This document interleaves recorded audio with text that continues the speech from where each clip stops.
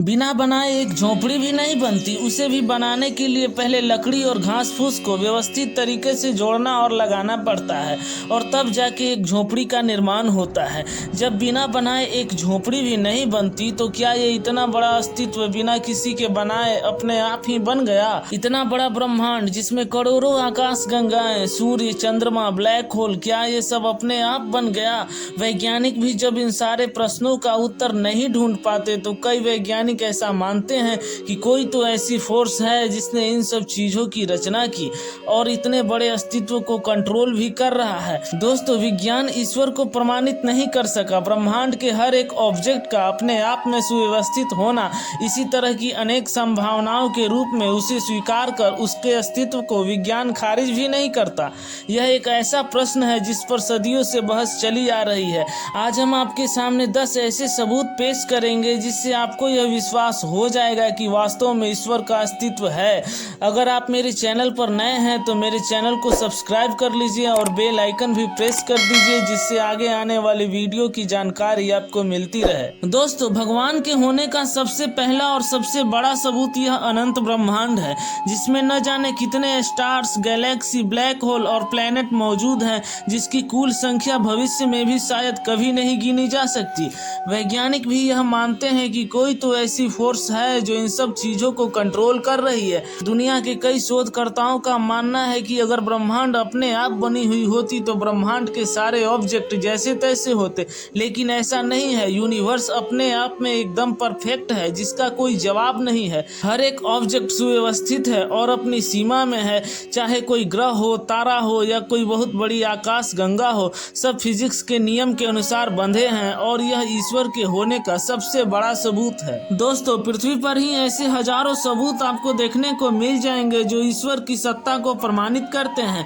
भगवान के होने का दूसरा सबसे बड़ा सबूत ये प्रकृति है जिसमें इतने सारे पेड़ पौधे, जीव जंतु मौजूद हैं जिसमें हम इंसान भी शामिल हैं। इन सब की उत्पत्ति अचानक धरती पर कैसे हुई, इस बात की जानकारी आज तक वैज्ञानिकों को नहीं है। पृथ्वी के सारे जीव जंतुओं में मानव सबसे श्रेष्ठ है। मानव शरीर की रचना भी किसी चमत्कार से कम नहीं है। इन सब के पीछे का विज्ञान ईश्वर में ही समाया हुआ है। ह्यूमन ऑर्गन्स का विकास कैसे हुआ और कैसे एक छोटे से जीव को जीवन मिलता है, ये सब पहेली अभी तक रहस्यमयी बनी हुई है क्योंकि मानव शरीर भी अपने आप में पूरी तरह परफेक्ट है और इसका ब्रेन कई सुपर कंप्यूटर से भी ज्यादा शक्तिशाली है। इसलिए दुनिया के कई रिसर्चर इसके पीछे किसी चमत्कारिक शक्ति का हाथ मानते हैं। भगवान के होने का तीसरा सबूत यह है कि वैज्ञानिक ब्रह्मांड के अस्तित्व के लिए कारण को आवश्यक मानते हैं। ब्रह्मांड का जन्म बिग बैंग से हुआ, लेकिन साइंटिस्ट बिग बैंग को प्रूव नहीं कर सके हैं। आखिर एकाएक धमाका हुआ कैसे और बिग बैंग से पहले वहां पर क्या मौजूद था और किस कारण से यह विस्फोट हुआ, इस बात को वैज्ञानिक प्रूव नहीं कर सके हैं।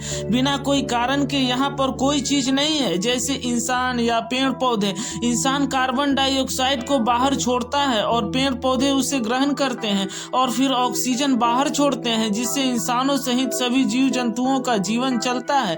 इस प्रकार सभी एक दूसरे पर आश्रित हैं। बिना कारण के यहाँ पर न इंसान है, न पेड़ पौधे और न ही अन्य जीव जंतु। तो बिना कारण के आखिर बिग बैंग हुआ कैसे और इससे पहले वहाँ क्या था, इसका जवाब कोई नहीं जानता। वैज्ञानिक इस चमत्कारिक घटना के पीछे एक कारण को आवश्यक मानते हैं। आखिर उस महाविस्फोट के समय कोई तो ऐसी शक्ति वहाँ जरूर मौजूद थी जो उस घटना के पीछे का मूल कारण है। यह बात भी ईश्वर की सत्ता को पूर्ण रूप से साबित करता है। आइजैक न्यूटन भी ईश्वर की सत्ता को मानते थे। भगवान के होने का चौथा सबूत रामेश्वरम में मौजूद राम सेतु है जो भारत और श्रीलंका के बीच 48 किलोमीटर लंबा एक पुल है जो समुद्र के जल के ऊपर तैरते हुए पत्थरों से बनाया गया है, जो तमिलनाडु के पंबन द्वीप को श्रीलंका के मन्नार द्वीप से जोड़ती है। समुद्र का जल स्तर बढ़ने के कारण इस समय यह पुल पानी में 1 या 2 फुट अंदर नीचे चला गया है। यह पुल जहाँ पर बना हुआ है वहाँ पर कोई सतह मौजूद नहीं है। पानी के बीच अस्थायी रूप से यह पुल अभी तक वहाँ पर मौजूद है।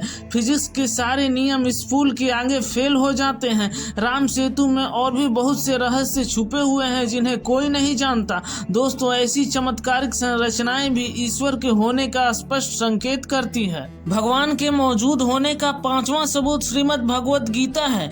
दोस्तों, जब आप श्रीमद् भगवत गीता पढ़ेंगे तो आप पाएंगे कि वह कम शब्दों में अधिक बातें कह देते हैं। कोई मनुष्य की बुद्धि इतनी विकसित नहीं हो सकती जो समय और ब्रह्मांड से परे देख सके और उसका विवरण कर सके। भगवान श्री कृष्ण ने अर्जुन को अपने भीतर ब्रह्मांड के निर्माण से लेकर प्रलय तक सब कुछ दिखाया था और कुरुक्षेत्र के बीच अपना विश्व रूप भी दिखाया था, जो कि सिर्फ अर्जुन और दिव्य दृष्टिधारी संजय ने देखा था। दोस्तों, अगर तर्क की दृष्टि से देखा जाए तो कोई मनुष्य इतना बुद्धिमान कैसे हो सकता है कि कोई दूसरी डायमेंशन की शक्तियों को भी अपने भीतर प्रेजेंट कर सके। भगवान श्री कृष्ण ने गीता में कहा है, नैनम छिन्दन्ति शस्त्राणि नैनम दहति पावक न चैनम क्लेदयन् तापो न शोष्यति मारुतः। अर्थात आत्मा को न तो कोई शस्त्र काट सकता है, न अग्नि इसे जला सकती है, न जल इसे गला सकता है और न वायु इसे सुखा सकती है। आत्मा अमर है। दोस्तों, इस तरह की बातें कोई साधारण मनुष्य कैसे जान सकता है,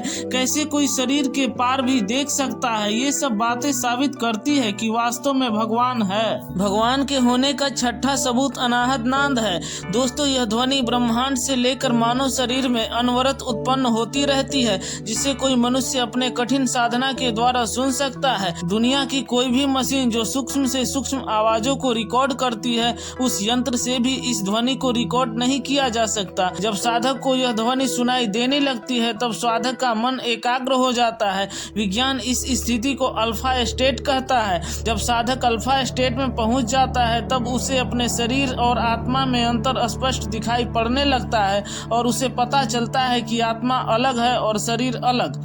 विज्ञान ऐसी चीजों को कभी भी साबित नहीं कर सकता, क्योंकि इस दुनिया में ऐसी चीजें भी एग्जिस्ट करती है जो विज्ञान और यंत्रों की पहुंच से बाहर है। जब कोई व्यक्ति साधना के इस शिखर पर पहुंच जाता है तब उसके सामने ब्रह्मांड के सारे रहस्य प्रकट हो जाते हैं और ईश्वर के मौजूदगी के लिए उसे कोई प्रमाण की आवश्यकता नहीं पड़ती। हमारे वेदों पुराणों में ऐसे कई ऋषि, महर्षि और संतों का नाम भरा पड़ा है जो अपने साधना से ईश्वर को अनुभव किए हैं। इन ऋषियों के दिव्य अनुभव भी भगवान की सत्ता को पूर्ण रूप से साबित करते हैं। भगवान के होने का सातवां सबूत कैलाश पर्वत है। दोस्तों, कैलाश पर्वत को भगवान शिव का निवास स्थल माना जाता है। इस पर्वत की ऊंचाई माउंट एवरेस्ट से काफी कम है, फिर भी कोई व्यक्ति आज तक इस पर्वत पर नहीं चढ़ पाया है। कहा जाता है कि कैलाश पर्वत पृथ्वी का केंद्र है। यहाँ पर समय बहुत तेजी से बीतता है और दिशा का भी ज्ञान नहीं रहता, दिशा भ्रम होता है। पर्वतारोहियों के साथ ऐसी घटनाएं घटती है कि कोई भी व्यक्ति आगे नहीं बढ़ पाता, उसकी तबीयत बिगड़ने लगती है। कई रिसर्चरों का कहना है कि कैलाश पर्वत के अंदर एक रहस्यमयी दुनिया निवास करती है। इस पर्वत के ऊपर से कोई हवाई जहाज भी नहीं उड़ता। दोस्तों, ऐसा कहा जाता है कि इस जगह पर बाल और नाखून तेजी से बढ़ते हैं। इन सब चीजों के पीछे के कारणों का आज तक कोई पता नहीं चल पाया है। ऐसा क्यों होता है? ये सब ऐसी घटनाएं हैं जो स्पष्ट रूप से साबित करती है कि भगवान है। ईश्वर के मौजूद होने का आठवां सबूत प्रकृति में चारों तरफ दिखाई देता है। एक वृक्ष में लाखों पत्ते होते हैं। हर एक पत्ता अपने आप में यूनिक होता है। कोई बड़ा, कोई छोटा, कोई मीडियम, कोई टेढ़ा, और हर पत्ते की आंतरिक बनावट भी एक दूसरे से अलग होती है, क्योंकि इसे कोई लैब में या कोई सांचे में नहीं बनाया गया। इसे बनाने वाला स्वयं प्रकृति है, जो सबसे बड़ा क्रिएटर है। मनुष्यों का फिंगरप्रिंट भी अलग अलग होता है। हर मनुष्यों का नाक नक्शा, फिंगरप्रिंट, आंतरिक या बाहरी बनावट सब अलग होती है, जबकि वैज्ञानिकों के द्वारा बनाए गए कोई चीज एक ही मॉडल के 100 पीस होते हैं। जैसे मान लीजिए कोई मोबाइल फोन या कोई रोबोट ही, जो एक ही मॉडल के 100 पीस तैयार किए जाते हैं, जबकि प्रकृति में ऐसा नहीं है। यहाँ हर एक चीज अपने आप में अनोखा है, जिसके जैसा इस पूरे प्रकृति में कोई दूसरा नहीं है। ये सब बातें भी स्पष्ट करती है कि कोई तो ऐसा सर्वशक्तिशाली शक्ति जरूर मौजूद है, जिसके जैसा न तो कोई बुद्धिमान है और न ही सर्वव्यापी। भगवान के मौजूद होने का नौवां सबूत हमारे शरीर में मौजूद हमारी आत्मा है। आखिर वो कौन सी शक्ति है जो शरीर से निकल जाने के पश्चात शरीर की मृत्यु हो जाती है? विज्ञान इस प्रश्न का उत्तर शायद भविष्य में भी न दे पाए। अगर शरीर में कोई ऐसी शक्ति है जो शरीर को बल प्रदान करती है और उसे जीवित रखती है, तो इस ब्रह्मांड में भी ऐसी कोई शक्ति जरूर मौजूद है जो ब्रह्मांड के हर एक ग्रह, तारे और गैलेक्सी को बल प्रदान करता है, जिससे ब्रह्मांड गतिमान है। इसलिए हमारे शरीर में मौजूद हमारी आत्मा भी परमात्मा को सिद्ध करती है। भगवान के मौजूद होने का 10वां सबूत, दोस्तों, जैसे दही में मक्खन दिखाई नहीं पड़ती फिर भी मौजूद होती है। मक्खन को दही से अलग करने के लिए उसे मथना पड़ता है, तब जाके मक्खन दिखाई पड़ती है, उसी तरह ईश्वर भी माया मोह के पीछे छिपा हुआ है। जब मनुष्य सारे मोह माया को त्याग कर ईश्वर प्राप्ति के लिए प्रयत्न करता है तो उसे ईश्वर का अनुभव भी होने लगता है। वेदों और पुराणों में ऐसी कई घटनाओं का जिक्र किया गया है जो ईश्वर को प्रमाणित करते हैं। दोस्तों, ईश्वर अनंत है और उसे बुद्धि से प्रमाणित नहीं किया जा सकता। दोस्तों, ये कुछ ऐसे ही प्रमाण है जिस पर ध्यान से सोचने पर ईश्वर की मौजूदगी अपने आप महसूस होने लगती है।